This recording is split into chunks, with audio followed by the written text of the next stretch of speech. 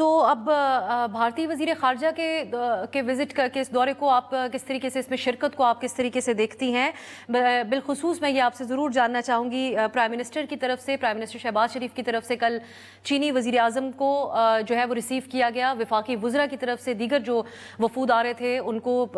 کیا گیا، لیکن جو بھارتی وزیر خارجہ آئے ان کے لیے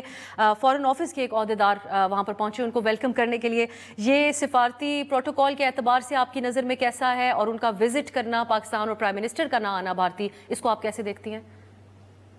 دیکھیں، آپ کے سوال کے دو پہلو ہیں۔ پہلے تو یہ کہ ان کا یہاں آنا اس کی کیا اہمیت ہے۔ میں سمجھتی ہوں کہ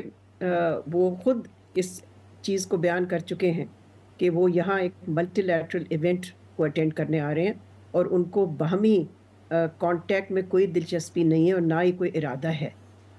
تو اس حوالے سے ہم یہ ضرور کہہ سکتے ہیں کہ اگر کسی کی یہ توقع تھی کہ ان کے یہاں آنے سے جو برف ہے ہمارے دو ملکوں کے درمیان وہ پگھل جائے گی کسی طرح سے، تو وہ تو نہیں ہونے والا۔ اور میں سمجھتی ہوں کہ جس طرح سے ہمارے بھی وزیر خارجہ پچھلے سال جب گئے بھارت، تو اس وقت بھی کچھ لوگوں نے سوچا کہ شاید برف پگھلے گی اور جو فروزن ریلیشن شپ ہے وہ کسی طرح سے ٹینشنز ایز ہوں گی، تو اس کا تو الٹا ہی اثر ہوا۔ بیکاز آپ کو یاد ہوگا جس قسم کی اسٹیٹمنٹس دونوں وزیر خارجہ نے دیں ایک دوسرے کے خلاف، ایک دوسرے کے ملکوں کے خلاف، تو اس سے تو ٹینشنز میں اضافہ ہوا تھا، کوئی کمی نہیں ہوئی تھی۔ لیکن اس دفعہ میں سمجھتی ہوں کہ جے شنکر نے خود اپنی اسٹیٹمنٹ میں یہ کہا ہے کہ ہی ول کنڈکٹ ہمسیلف، مجھے ایگزیکٹ ورڈ یاد نہیں ہے مگر انہوں نے کہا کچھ ایسا امپریشن دیا کہ کوئی اس طرح کی چیز وہ نہیں کریں گے جس سے کہ وہ ہوسٹ کو جو کہ پاکستان ہے امبیرس کریں۔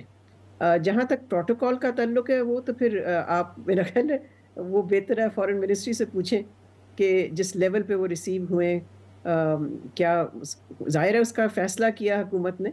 اور میں سمجھتی ہوں یہ چیزیں ہمیشہ میوچل ہوتی ہیں۔ جب ہمارے جاتے ہیں منسٹرز تو وہ بھی اسی طرح سے رسپونڈ کرتے ہیں، اور ہم بھی پھر اسی طرح سے کرتے ہیں، تو there's a lot of mutuality and reciprocity built into this. So اس میں نہیں سمجھتی کہ کوئی انوکھی بات ہے یا کوئی نئی چیز ہے۔ It's certainly not breaking news.